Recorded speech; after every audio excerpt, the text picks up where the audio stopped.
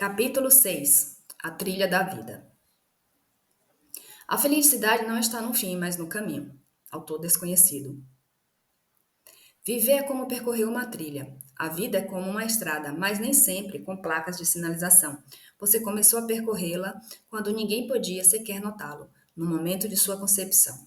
Desde o momento em que você entrou na jornada dessa existência, percorre sua trilha pessoal. Somente quando deixar esta terra, a carreira será completada. Lembro-me da primeira vez que caminhei pela Via Dolorosa em Jerusalém.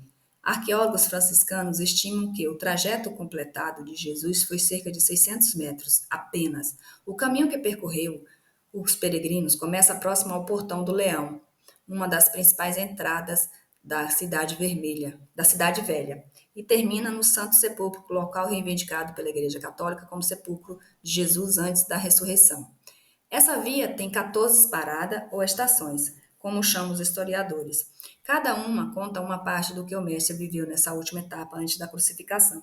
Dizem os guias judeus que foi na terceira e na sétima estação que Jesus caiu ao chão, ao não aguentar o peso da cruz e teve que ser ajudado por Simão e Cirineu.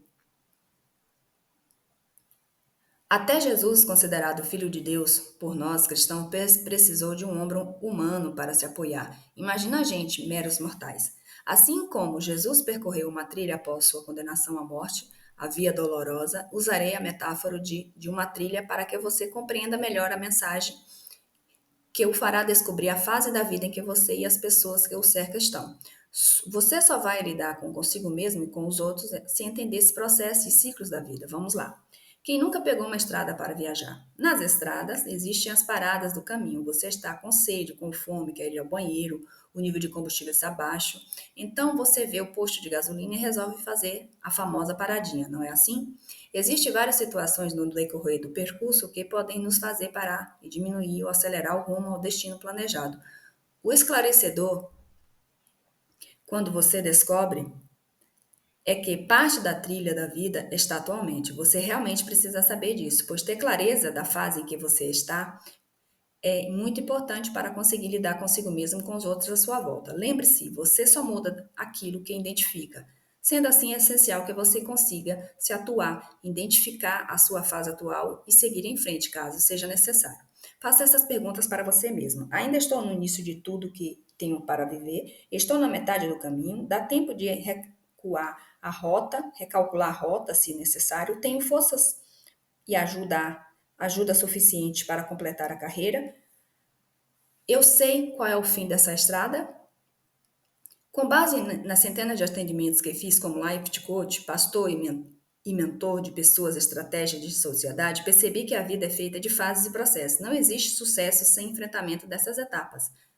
Ainda que você diga o quanto a sua vida e o seu histórico são diferentes, isso serve para todos. Toda pessoa passará por essas 6 fases que vou apresentar aqui a você neste capítulo. Todos os dias, minha equipe e eu recebemos pedidos de ajuda como estes. Tiago, eu me sinto totalmente bloqueado, eu ando passos tão pequenos, não consigo avançar como deveria. A maioria me escreve dizendo que nem sente presa, como se estivesse carregando um peso enorme. Alguns nem sabem identificar se o peso é esse, outros se relacionam aos mais diversos problemas humanos. Aqueles que conseguem relacionar o fato de estarem estagnados a alguma coisa com alguma dificuldade específica, dizem que é porque foram demitidos do emprego, ou porque tiveram um problema na infância, ou porque são as mulheres que foram deixadas pelos maridos, entre outras situações. Algumas pessoas, inclusive, nos dizem que estão apenas sobrevivendo ao longo dos tempos, não vivendo realmente.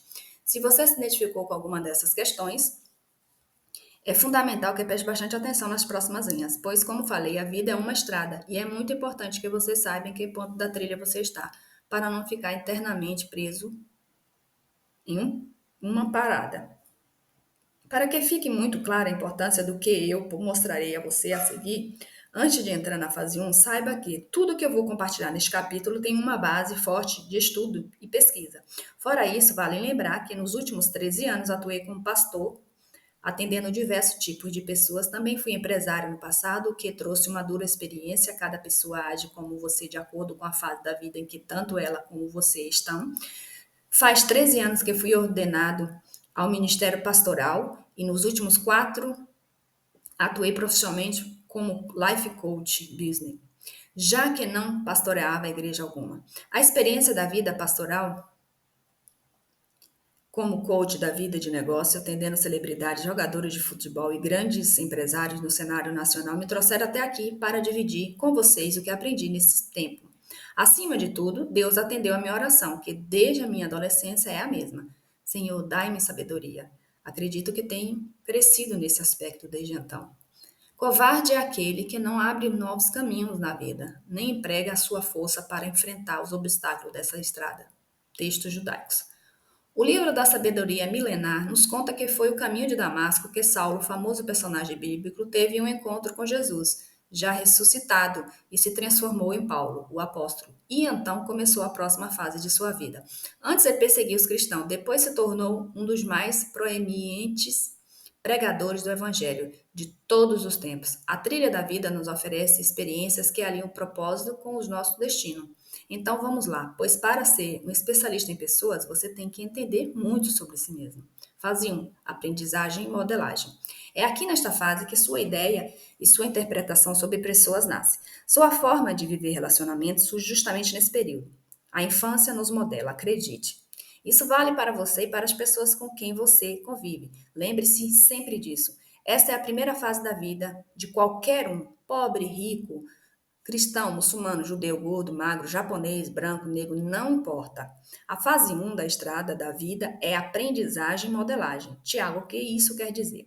Não estou entendendo.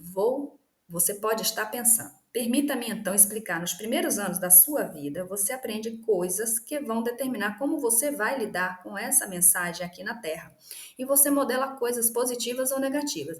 A aprendizagem, assim como a modelagem, pode ser uma bênção ou uma maldição. Vejamos alguns exemplos. Você pode ter se modelado num tio quando era pequeno, você teve como modelo, porém ele era uma pessoa espertinha e aquilo acabou se tornando um modelo negativo para você. Talvez a sua modelagem tenha sido feita a partir de um pai provedor, mas violento que batia na sua mãe. Ou ainda, a sua modelagem foi uma prima sempre alegre e divertida, mas que gostava muito de falar de quem não estava por perto. Assim temos modelos bons e ruins, aprendizados bons e positivos e ruins e negativos. Então é muito importante saber que você vai modelando a sua vida e aplicando ao seu conhecimento por meio de comportamento, do que fala e das pessoas com quem você anda por causa dos primeiros anos desta estrada da vida. Uma coisa é certa, você passou por modelagem e aprendizagem. Outra coisa é garantida, as pessoas que exerceram essa influência sobre você não eram perfeitas.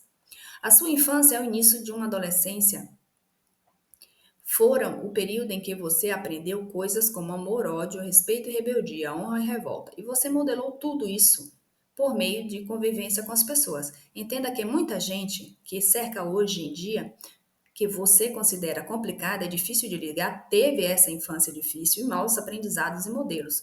É exatamente por isso que certas pessoas, por exemplo, que possuem um grave devida de conduta sexual, sendo extremamente retraída ou muito afobada nessa área, costumam ter episódios correlatos que marcaram quando estudamos a infância deles.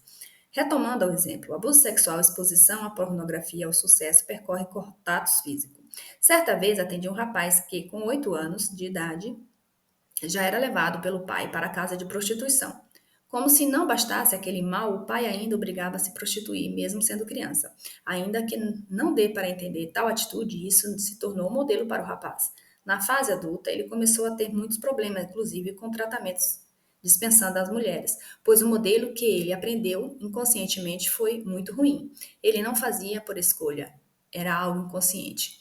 O aprendizado dele foi: mulher serve para ser usada. Então muita gente está errando com você hoje, não porque é má, mas sim por causa do padrão de aprendizado e de modelagem que recebeu na infância e no início da adolescência, que transformou no que ela é hoje. É por isso que o livro da sabedoria milenar diz: não julgueis para que não sejais julgados. Não conhecemos o passado dela, como foi construído esse padrão, essa modelagem. Algumas vezes até conhecemos a história, mas não é possível sabermos a extensão do sofrimento ao qual foi submetido. Então é realmente muito importante que você pratique a sabedoria milenar. Não julgue para não ser julgado. Por quê? Porque cada pessoa tem um padrão de modelagem, de aprendizado. Cada indivíduo passou por uma experiência diferente. Tem gente que passou uma infância sem problemas financeiros, comia e queria o que queria, tinha acesso às férias. Outros tiveram que sair para trabalhar aos 8 anos, a fim de poder comer e ainda ajudar a alimentar o restante da família. Então, é claro que a aprendizagem, a modelagem de quem começou a trabalhar com 8 anos de idade é diferente da aprendizagem, da modelagem de quem sempre teve tudo. O adulto hoje, o você de hoje, é fruto da fase 1 da trilha da vida, aprendizagem e modelagem. Isso inclui o que falaram para você na infância, a experiência que você teve, as coisas com que você viu e ouviu, tudo isso vai modelando e se transformando em conhecimento positivo ou negativo para você. Esse é o único e esse é o início da nossa vida. As pessoas tomam decisão na estrada da vida de acordo com a modelagem e aprendizagem que tiveram. Paro ou continuo? Caso com fulano ou com cicrano? Gosto ou gasto ou economizo? Aproveito esse momento ou postergo o prazer? A resposta para cada uma dessas e de todas as demais perguntas da vida é escolhida por meio da influência que você recebeu, aprendizado e modelagem. Muitos hoje estão sofrendo emocionalmente, sofrendo financeiramente ou em algumas outras áreas, por uma modelagem ter sido zero de conhecimento na infância. A pessoa é totalmente ignorante quando se trata do destino, de tomar decisão, de escolher pessoas e amigos. A primeira fase da vida é aprendizagem e modelagem. Mesmo que você não tenha escolhido quem foi influencia para você. Se foi coisa do acaso, ou foi vontade de Deus, ou ainda se seus pais erraram com você, não importa como deseja abordar essa situação, você aprendeu coisas e modelou coisas. Qual então é a segunda fase? Agora as decisões começam a depender mais de você. Muitas escolhas serão inclusivamente suas. Você começou a viver a vida. É a fase da adolescência em diante, da juventude. Você quem escolherá fazer faculdade ou não, optará por trabalhar, escolherá com quem vai se casar, ou seja, vai começar da sua vida. A segunda fase da estrada da vida, na verdade, ainda está muito relacionada com a primeira, o segundo ponto dessa trilha da vida. A segunda parada de ônibus são tentativas e frustrações. A vida é como uma bicicleta. Para manter o equilíbrio, basta sempre seguir em frente. Albert Einstein. Fase 2. Tentativas e frustrações. Lembro que decidi ser empresário aos 22 anos. Não queria mais passar por algumas privações que havia sofrido no passado. Não queria depender de ninguém por causa da minha modelagem da infância. O meu aprendizado inconsciente durante a infância e adolescência, eu disse que seria empresário. Coloquei isso na cabeça e fui tentar ser. Então, preste atenção. Tentativa e frustração é a fase logo após a modelagem e aprendizagem. Agora, com base no que você aprendeu, naquilo que se modelou, você vai tentar coisa na vida. No âmbito profissional, no amor, nos negócios, nos relacionamentos, você vai fazer tentativas, pois você tem a mínima ideia se isso mesmo que você quer. A maioria das pessoas hoje não sabe muito bem o que quer. Pode acontecer de você conversar com alguém que esteja prestando o Enem para cursar medicina veterinária, simplesmente porque gosta de animais, mas não tem certeza se é isso mesmo que quer. Há pessoas no dia do próprio casamento, se você perguntar se ela tem certeza do que está fazendo, não sabe responder sim nem não. As pessoas não têm certeza de coisa porque na fase 2 de tentativas e frustrações é um período de incertezas. Ela, inclusive, coincide com o fim da adolescência e o início da fase adulta. É nessa fase que sempre vão tentar, porque na vida não dá para ficar parado em meio a todas as tentativas corretas. Certamente acontecem erros e frustrações. Você erra e as pessoas também erram com você. É isso que gera as frustrações. Eu mesmo me empenhei em várias tentativas que me deixaram frustrado. Uma delas foi quando abri uma empresa, tive vários resultados considerados positivos e, na verdade, não eram resultados da minha vida. E com isso, mais cedo ou mais tarde, as frustrações chegavam. Então, aprendizagem e modelagem estão dentro da primeira fase da vida, enquanto tentativas e frustrações estão na segunda. Talvez esteja quebrando, frustrando no fundo do poço.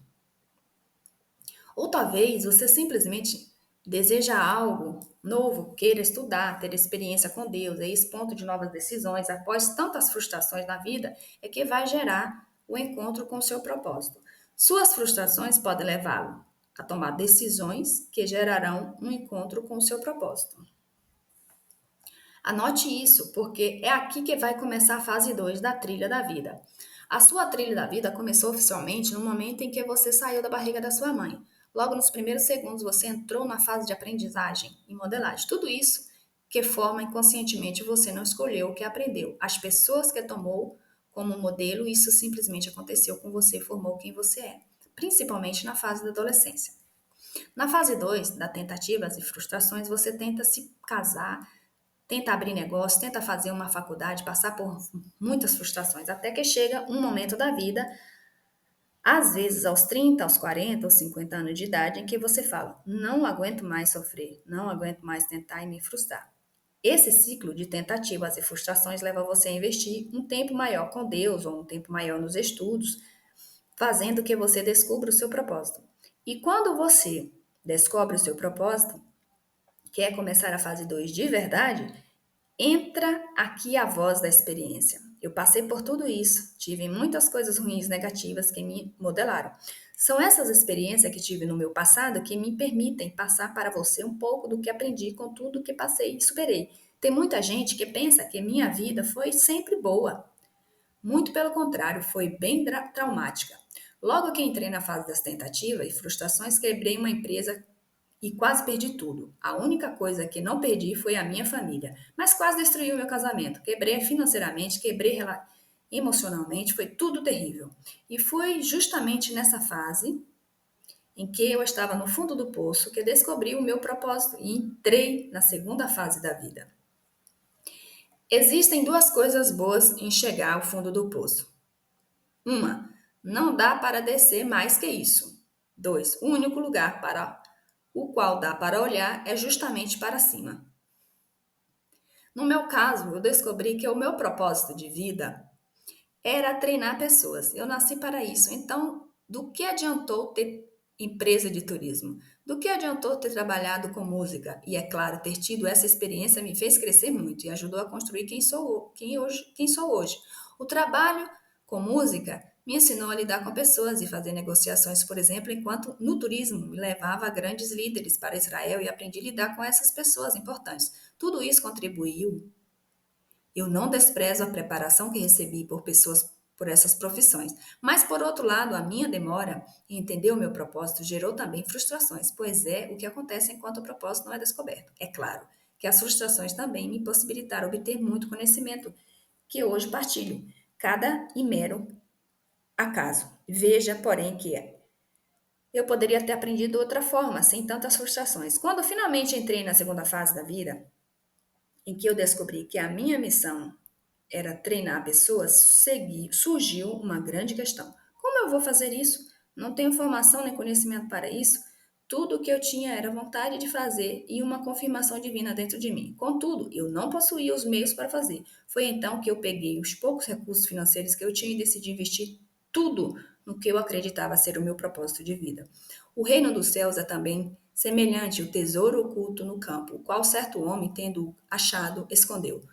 E transbordante de alegria, vai, vende tudo o que tem e compra aquele terreno. Ao contrário, seu propósito seja firme, venda tudo e invista-se nele de corpo e alma, de pensamento e de matéria, porque é o seu propósito que vai levar a sua vida ao novo patamar. Pessoas são assim. Na longa metragem Toy Story 4 da Disney Pixar, um personagem vem fazer a companhia para o Woody na sua turma, o Garfinho. Bonnie construiu um garfinho na creche usando material reciclado. Quando chegou para ficar com os demais brinquedos, Garfinho tinha plena convicção que não passa de um item descartável com tal pertencente ao lixo.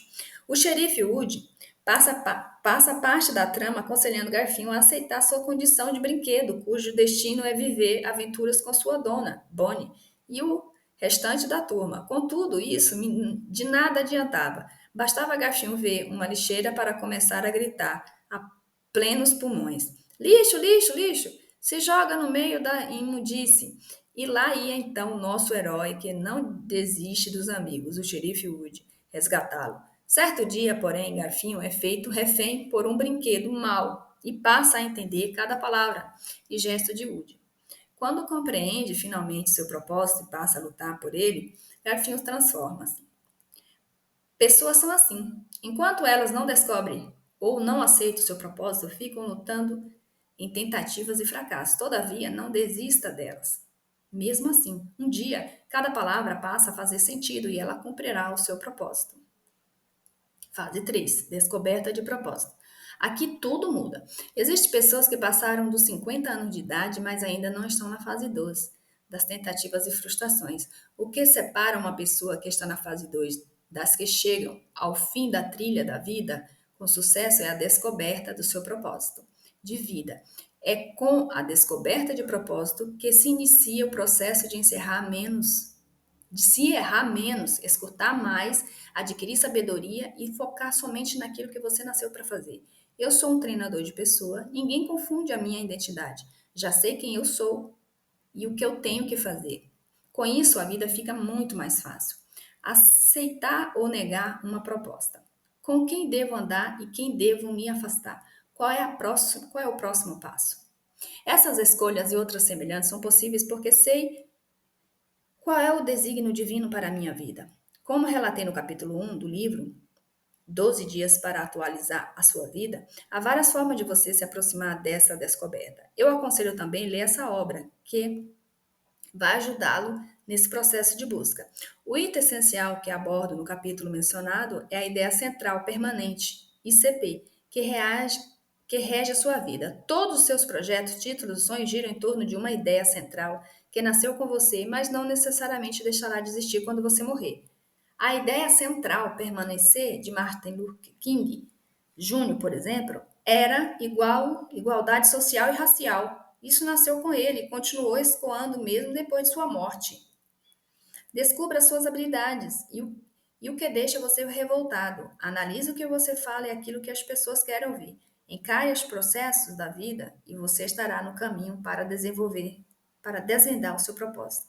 Agora eu vou revelar uma ferramenta que eu utilizo quando atendo celebridades que, apesar de já estarem vivendo sucesso e se sentem vazias por não saberem o seu desígnio. O que eu quero fazer? Do que o mundo precisa?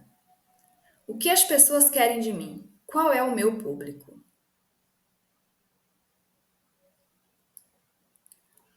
Esse exercício me alinhou completamente e de um dos tempos para cá. Veja isso. Eu queria ser conhecido como escritor. As pessoas me viam como pastor, mentor. O mundo precisava de instrução e conhecimento. O meu público era 70% cristão, católico e evangélico, e os outros 30% pessoas sem religião, mas que buscam desenvolvimento pessoal por meio de instruções bíblicas. Ficou claro que o meu propósito seria a soma do meu destino profético, aquilo que Deus planejou para mim, e das minhas habilidades naturais, dons e talentos. O resultado disso relacionava o público que passava para me escutar, os que parava para me escutar.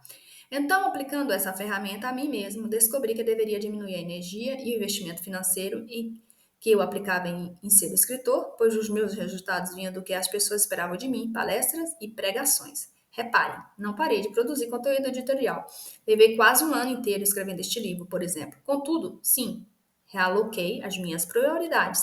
O mundo precisava do que eu tinha para dar, e eu precisava alinhar tudo isto a um tipo de público que queria me escutar. Foi aí que reforcei publicamente minha imagem como a de um mentor espiritual que treina pessoas para alcançar uma vida melhor. Reorganizei o meu tempo e os meus investimentos, dando total referência à gravação dos vídeos que são divulgados online, deixando a escrita dos livros para segundo plano.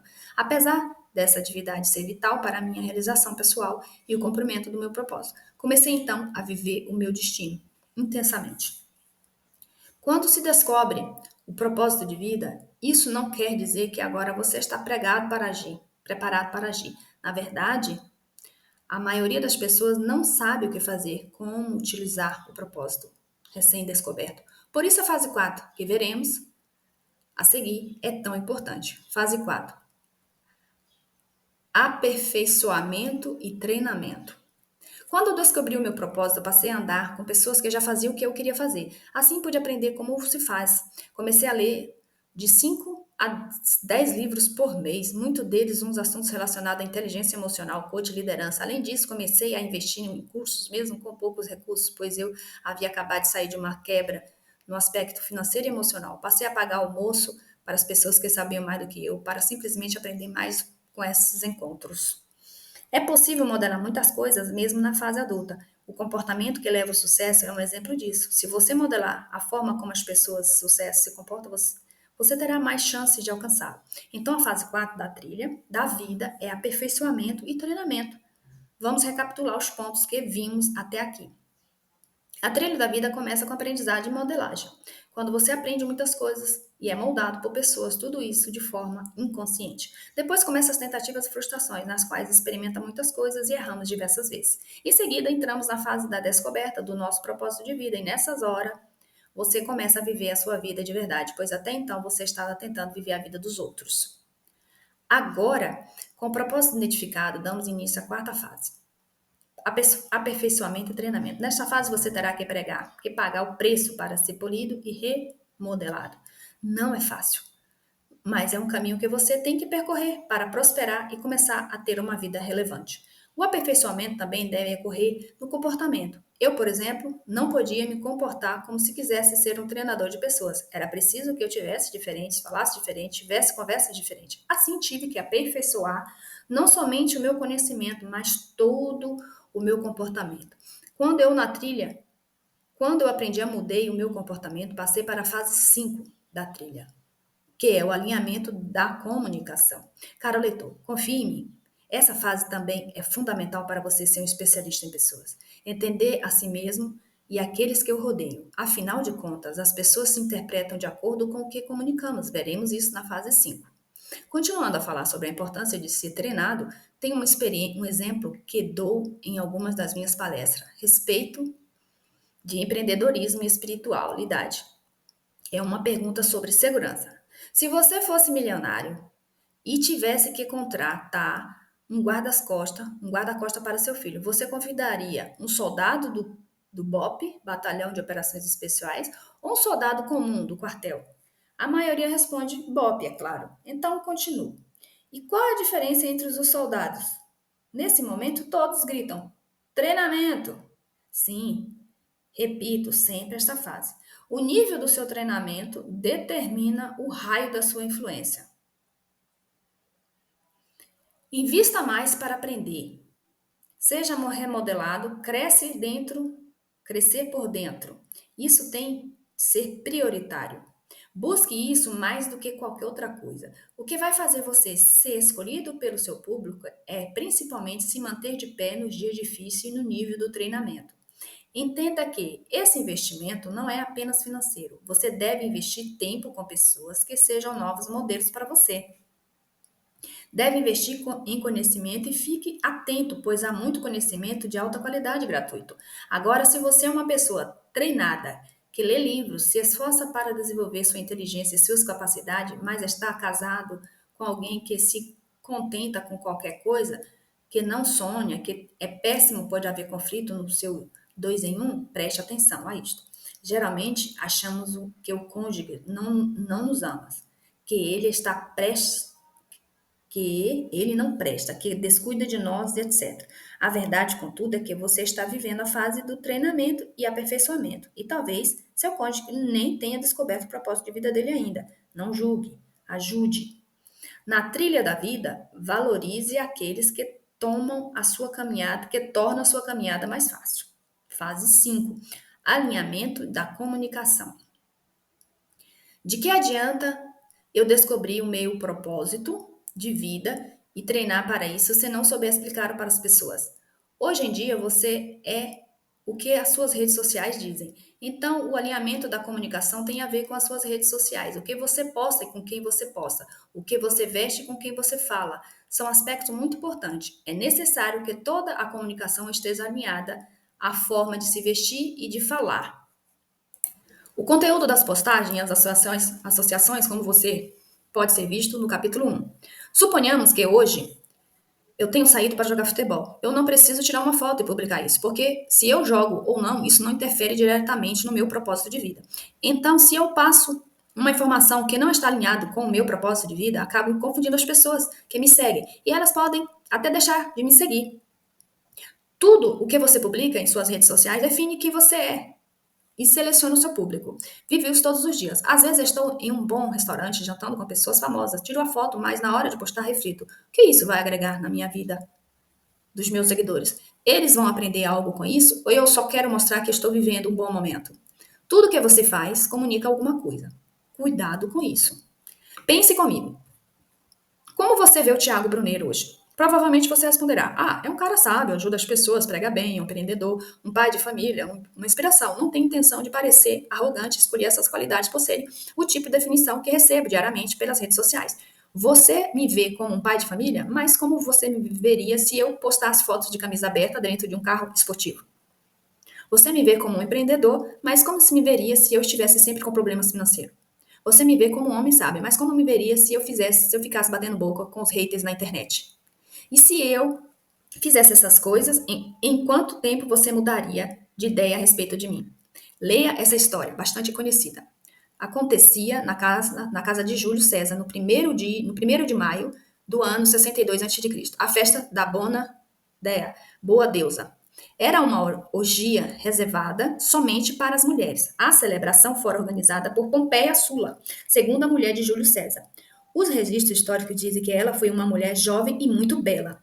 Certo jovem rico e atrevido que estava apaixonado por Pompeia, por Publius Clodius, se disfarçou de tocadora de lira para conseguir ir à festa e ficar perto da amada. Contudo, Aurélia, mãe de Júlio César, descobriu o disfarce em tempo de não haver nenhuma relação. No mesmo dia, todos os romanos ficaram sabendo da história, e César decretou seu divórcio de Pompeia. César foi chamado para depor contra Públio, mas decide que não tinha nada contra ele. Isso causou espanto geral entre os senadores. Então, por que se divorciou da sua mulher? A resposta tornou-se famosa. A mulher de César deve estar acima de qualquer suspeita. A mulher de César não basta ser honesta, deve parecer honesta. Nossa comunicação nos define atitudes, relacionamentos, vestuários, vocabulário, tom de voz e por aí vai. Quando entendi que, ao cumprir o meu propósito de vida, as pessoas criariam uma imagem de mim e isso definia o meu público, eu alinhei a minha comunicação para não frustrar nem escandalizar quem me admira. Às vezes estou em casa e Janine me pede para ir ao mercado buscar alguma coisa. Eu começo a me arrumar todo e ela reclama: Poxa, é só ir até ali na esquina, mas eu sempre explico que algumas pessoas vão me reconhecer e me abordar na rua. Por esse respeito a elas, estarei arrumado. Certa ocasião, estávamos jantando com umas pessoas mais influentes da cidade em um evento fechado. Eu estava à mesa com pessoas realmente famosas e importantes.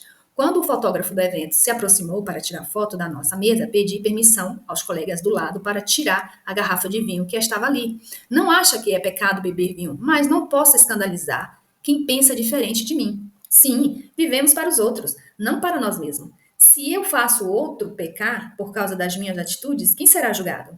Sou reconhecido por milhões de pessoas como pastor. Preciso alinhar minha comunicação a isso sempre, entende? E você, percebeu que precisa alinhar alguma coisa em sua vida? Não há céu, nem tempestade, nem caminhos, nem acidentes. Não tem medo da vida. Tenha medo de não vivê-la intensamente. Augusto Cury. Fase 6. Resultados. Somente depois de percorrermos todas essas fases é que passamos para a última fase, a tão desejada fase dos resultados. Depois de você se alinhar a estados perfeitos, treinamentos, os frutos começarem a surgir, chamado isso de resultados. Alguns sinais desse crescimento, no meu caso, pelo menos, foram aumento de convite para ministrar palestra, mais seguidores nas redes sociais, prosperidade financeira e todas as coisas boas começaram a vir com a minha direção. Com isso, eu me lembro de que, em outras fases da minha vida, eu também obtive resultado. Comecei até mesmo a ganhar dinheiro, morar em um lugar muito bom, mas tudo foi passageiro. Todos os meus resultados anteriores, apesar de parecerem bons, era uma pena ilusão. Eles dissiparam como uma névoa na estrada, como o calor do sol. Como então eu poderia saber se o resultado que estou tendo hoje é consequência da fase 3 ou até mesmo da fase 2 de tentativas e frustrações? Bom, é simples. Você está antes ou depois da descoberta do propósito. O que separa uma vida da fase 2 para tudo, o restante, é a descoberta do propósito. Por que eu sei que meus resultados de hoje são definitivos?